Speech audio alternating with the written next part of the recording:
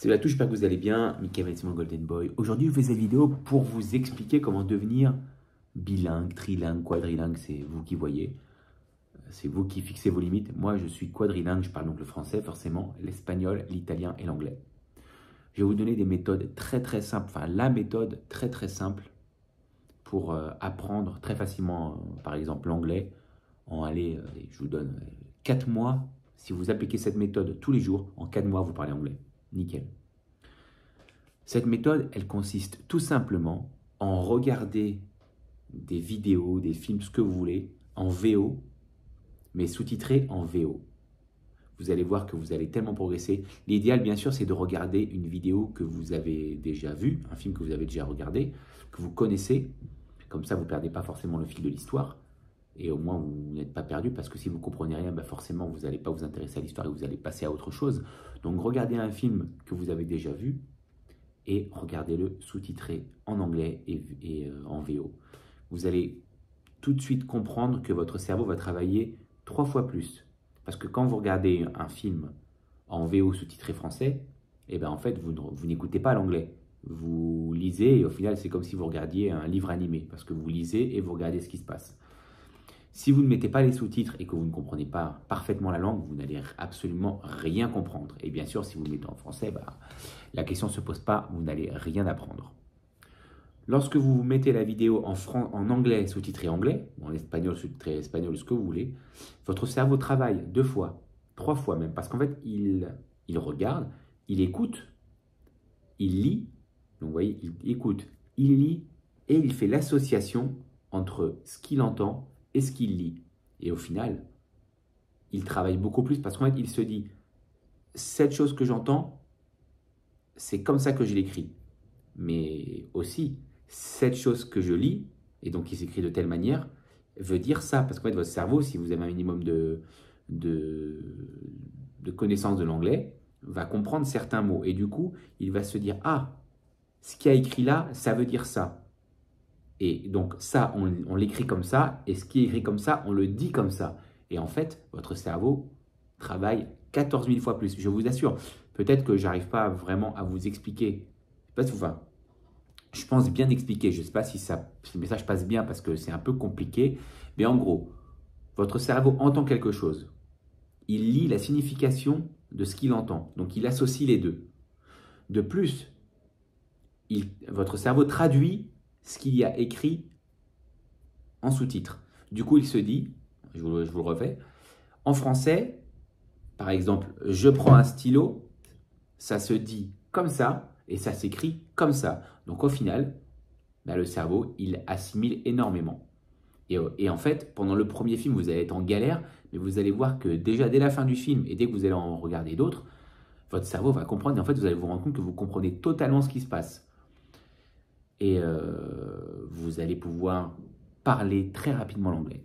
Une autre méthode, du coup, quand vous avez commencé celle-là, mais il faut avoir commencé celle-là pour le faire, c'est de, par exemple, mettre des podcasts en anglais quand vous conduisez. Quand vous conduisez, en général, tout le monde met la musique, la radio, ce que vous voulez. Eh bien, si vous voulez vraiment travailler, vous mettez un podcast. Bien sûr, il n'y a pas de sous-titres dans un podcast, on est d'accord, ou une émission radio. Le truc, c'est que votre cerveau, il entend. Il n'écoute pas, parce que vous êtes concentré sur la route, mais il entend. Et en fait, à force de faire ça, vous allez vous rendre compte que vous comprenez ce que vous entendez. Et donc, vous allez pouvoir suivre des histoires. Moi, ce que je fais quand je suis en voiture, je mets des enquêtes criminelles, Crime Watch Daily sur YouTube. Je mets ça, je ne regarde pas, juste je mets l'audio. Et en fait, je me rends compte que j'arrive totalement à suivre l'histoire qui se passe dans la vidéo. Donc au final, je n'ai même pas besoin d'image, je suis en train de conduire et c'est comme si j'écoutais un podcast en français criminel. Donc c'est vraiment génial. Je vous assure que c'est une méthode que vous pouvez appliquer à toutes les langues. Si vous êtes pressé, vous voulez apprendre plusieurs langues, moi je vous donne un autre conseil, c'est de travailler par jour. Vous faites un jour une langue, un jour une autre langue, un jour une autre langue et vous revenez. Il ne faut pas en faire 10 bien entendu, mais juste comprenez une chose, c'est que pour appliquer cette méthode, il faut absolument que vous ayez des notions de cette langue. Parce que si vous mettez le russe mais que vous ne comprenez pas le russe, que vous ne l'avez jamais entendu et que vous n'arrivez même pas à lire le russe, ça va être vraiment compliqué. Si vous prenez même, je ne sais pas, de l'italien, mais vous n'avez jamais entendu l'italien, ça va être compliqué pour vous de lire, d'entendre et d'assimiler. Il faut avoir vraiment une connaissance de base. La connaissance de base, elle peut justement s'acquérir en écoutant de la langue, c'est-à-dire en mettant un podcast, en écoutant, Voilà. Et ça vient comme ça. Je vous assure qu'à force, vous entendez des mots clés qui font que pour vous, ça va devenir logique. Mais vraiment, c'est la meilleure méthode sans dépenser un centime. Parce que je sais qu'il y a beaucoup de Bubble et de Babbel et tout ça, là, d'applications, de sites, même de classes en présentiel ou en visio, qui vous proposent des techniques pour apprendre l'anglais et qui vous vendent ça une fortune. Ça, les gars, ça vous coûte 0 €. Et encore une fois, vous allez apprendre hyper rapidement. Là, je pourrais vous faire une conversation en anglais sans aucun problème. Pareil, vraiment. Une fois que vous avez commencé ça, parce qu'encore une fois, il faut avoir la notion de la langue. Mais une fois que vous avez commencé ça, n'hésitez pas à aller sur des forums sur Internet pour discuter avec des gens dans la langue que vous êtes en train d'apprendre. Et vous allez voir que vous allez aussi progresser. Mais l'important, c'est d'abord de l'acquérir dans la tête et ensuite de le reproduire. Le reproduire à l'écrit une première fois, dans un premier temps, et ensuite le parler avec les gens. Parce qu'en fait, en discutant avec les forums, vous pouvez peut-être prendre le contact de quelqu'un avec qui vous pouvez discuter par téléphone, par visio, et vous allez vraiment travailler votre langue. C'est impressionnant. Vraiment, apprendre une langue, c'est hyper facile. Hyper facile.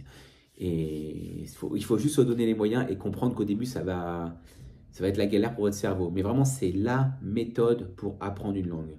Une fois que vous avez ces notions-là, lorsque vous avez des enfants, s'il vous plaît, si vous parlez une langue, il faut qu'il y ait un des parents, bien sûr, qui parle français à l'enfant, mais il faut que l'autre qui maîtrise vraiment une langue lui parle dans la deuxième langue. C'est hyper important pour son futur de travailler des langues depuis petit. Moi, je parle à mes enfants, il y en a un, je parle en anglais, l'autre, je parle en espagnol.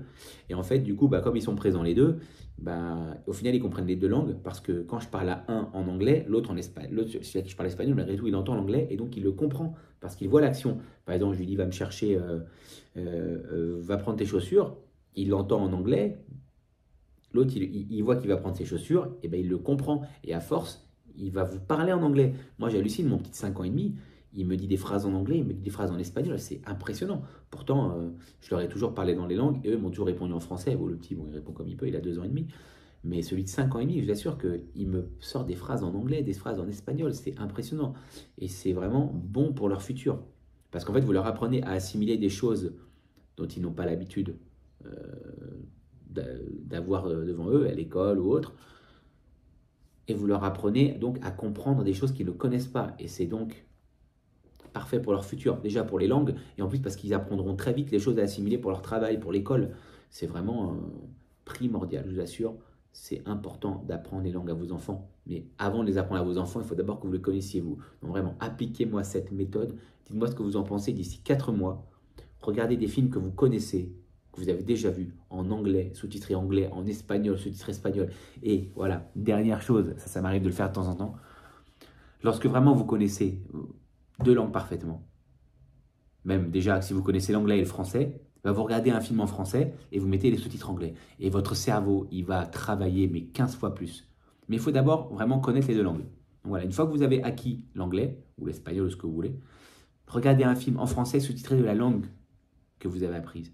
Et vous allez voir que vous allez être tellement étonné de vous rendre compte que vous connaissez les mots et que vous comprenez tout ce qui se passe. Voilà les amis. Je vous remercie pour le visionnage de cette vidéo. N'hésitez pas à me dire ce que vous pensez de cette méthode. N'hésitez pas à vous abonner, bien sûr, à partager, à liker, à laisser un petit commentaire, ça fait toujours plaisir. Et je vous dis à très bientôt pour de nouvelles vidéos. Ciao les amis.